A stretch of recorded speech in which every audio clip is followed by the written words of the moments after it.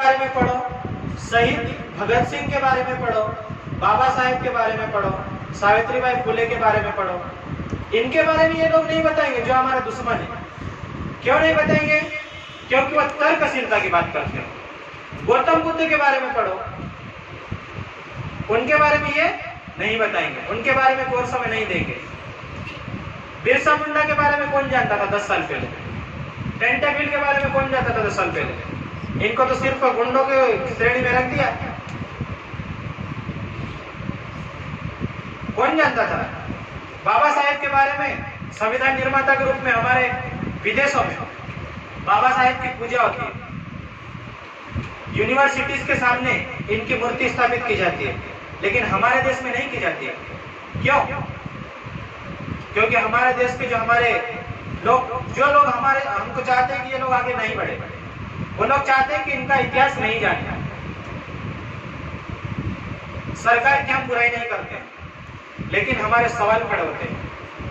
2014 से हमारे देश के प्रधानमंत्री नरेंद्र मोदी जी है ना, इतने साल कार्यक्रम क्यों नहीं बनाया? इतने साल बिरसा मुंडा को क्यों नहीं पूजा? क्या मोदी जी पहली बार पैदा हुए क्या? अभी अभी बोलना शुरू किए क्या? प्रधानमंत्री बनने से पहले गुजरात के मुख्यमंत्री थे, उस समय भी कर सकते थे कार्यक्रम, तो आदिवासी गौरव दिवस मना सकते थे। हमें ऐतराज नहीं है कि वो प्रोग्राम बना रहे। प्रश्न ये है कि इतने समय क्यों नहीं किया, अभी क्यों किया? तो इसका उत्तर ये है, अभी उनको करना उनकी मजबूरी हो गई, क्योंकि उनको पता है कि आदिवासी कौम जो है अपने पुरखों को समझने लग गया है, अपने तर्कों को पढ़ने लग गया है, अपने अच्छे और भले को सोचने लग गया है। अगर इनके महापुरुषों को हम नहीं पूजेंगे तो हमें वोट नहीं मिलेगी, हमें वोट नहीं मिलेगी। वोट को लुभाने के लिए ही ये सरकारें, चाहे वो बीजेपी सरकार हो, चाहे कांग्रेस सरकार हो, चाहे कोई तीसरी पार्टी हो, ये हमारे पुरखों को पूजेंगे। अभी ये जनजाति गौरव दिवस बोल रहे हैं, याद रखना एक दिन इनको बोलना पड़ेगा कि आदिवासी गौरव दिवस बोलना पड़ेगा, और आदिवासी ही इस देश का असली मालिक है, ये भी उनको बोलना पड़ेगा। ये बोलना पड़ेगा, ये उनकी मजबूरी है। जो लोग आज गौरव दिवस, जनजाति गौरव दिवस, जनजाति गौरव दिवस, आंडू पांडू लोग जो घूम रहे ना इधर, अभी तो चले गए आज तो, पर यही लोग जब हमने इनकी विचारधाराओं को उजागर करने की कोशिश की थी, उस समय क्या कहते थे? ये तो धर्म परिवर्तित करवाने वाले लोग हैं, ये तो धर्म परिवर्तित करवाने वाले लोग हैं, वो लोग ऐसे बोल रहे थे। और आज घर घर जाके बोल रहे हैं कि जनजाति गौरव दिवस, जनजाति गौरव दिवस, जनजाति गौरव दिवस। ये बिकाऊ लोग है, ये टिकाऊ नहीं है। और इनकी विचारधारा को अगर हमने समझा, पढ़ा, उनका अनुसरण किया, तो हमारा अस्तित्व खत्म। आज उनको किसी भी माध्यम से बिरसा मुंडा को गाली देते थे ये लोग जो जनजाति गौरव दिवस मना रहे हैं। हमने जब पहली बार शब्द उपयोग किया था जयस, तो ये लोग क्या कह रहे थे उसको? ये तो जय यीशु बोलते हैं, जय यीशु, जय यीशु बोलते हैं। अरे हमको यीशु से क्या मतलब, अल्लाह से क्या मतलब यार? हमको किसी से कोई मतलब नहीं। यही लोग बोलते थे। कौन से लोग? जो आज कह रहे हैं कि जनजाति गौरव दिवस, यही लोग कहते थे ये तो जय यीशु करके बोल रहे हैं, जय यीशु। अरे तुम बोलने से पहले सोच तो लो, समझ तो लो कि क्या बोल रहे तुम। हम धर्मपूर्वी की बात करते हैं, हम अपने अस्तित्व की बात करते हैं, हम अपने संविधान की बात करते हैं, संवैधानिक बात करते हैं, और ये लोग हमेशा भड़काने की बात करते हैं। तुम कहीं पे भी, अभी जैसे उपचुनाव निकला, कई सारे लोगों ने हमको कहा कि ये बिकाऊ लोग हैं, हम बिकाऊ लोग हैं। अबे हम बिकाऊ हो सकते हैं, लेकिन तुम में औकात है कि हमको खरीदने की? तुम में औकात है क्या खरीदने की? अगर औकात है तो खरीद के दिखाओ। बिक तो सकते लेकिन औकात भी तो होना चाहिए खरीदने की किसी की। दुनिया में कोई ऐसा नोट नहीं है जो हमें खरीद सके। दुनिया में ऐसा कोई व्यक्ति नहीं है जो हम पे आरोप लगा सके।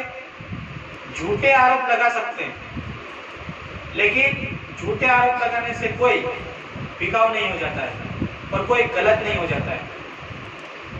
हम बिक जाएंगे अगर तुम कह दो कि आदिवासी इस देश का मालिक है।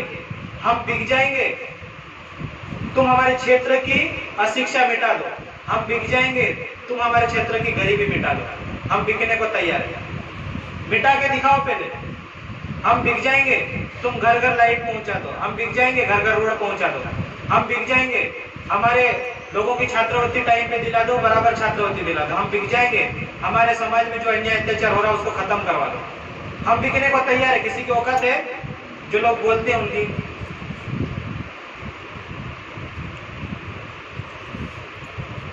हम बिक जाएंगे। तुम बिरसा मुंडा, भगत सिंह जैसे क्रांतिकारियों को आगे करो। हम बिकने को तैयार है। तुम्हारी औकात नहीं है। तुम्हारी औकात नहीं है कि तुम अपने खेत को ढंग से सिंचित कर सको। और बात कर रहे हैं हमारे बिकने की। जो लोग बोलते हैं वो सिर्फ झूठ बोलते हैं और कुछ नहीं कर सकते हैं। और बोलने वाले वही लोग हैं जो हमारे ग्रामीण भोली भाली जनता को शराब पिलाकर मारने की साजिश रचते हैं। एक्सीडेंट करवाकर साजिश करते हैं। ये आपस में झगड़ा लगवाकर मारने की साजिश करते हैं। ये वो लोग हैं। ये हमारे समाज को नष्ट करना चाहे वो लोग हैं। यही विचारधारा थी हमारे पुरखों की। यही विचारधारा थी हमारे बाबा साहेब की। यही विचार थे बिरसा मुंडा के। यही विचार थे भगत सिंह के। ये जाति धर्म और अन्य सभी वर्गों से ऊपर उठकर अपनी बात रखने वाले लोग थे। ये वो लोग थे। इसीलिए हम इनका अनुसरण करते हैं। हम किसी के साथ में ऐसा नहीं कि हम यहाँ पर हम टीचिंग का कार्य करते हैं और हमारा फर्ज है यहाँ पे हर वर्ग को, हर व्यक्ति को बराबर मौका मिले, बराबर उसको सम्मान मिले।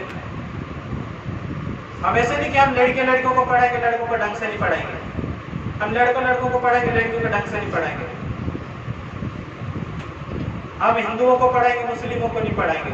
हम क्रिश्चियनों को पढ़ाएंगे, हिंदू मुस्लिमों को नहीं पढ़ाएंगे। ऐसा हम नहीं कर सकते। हमारा कोई धर्म नहीं, हमारा सिर्फ कर्म है। इसीलिए हम कहते हैं कि किसी धर्म का पक्ष लेने से पहले, किसी धर्म का विरोध करने से पहले, किसी जाति का विरोध करने से पहले इंसान तो बन जाओ।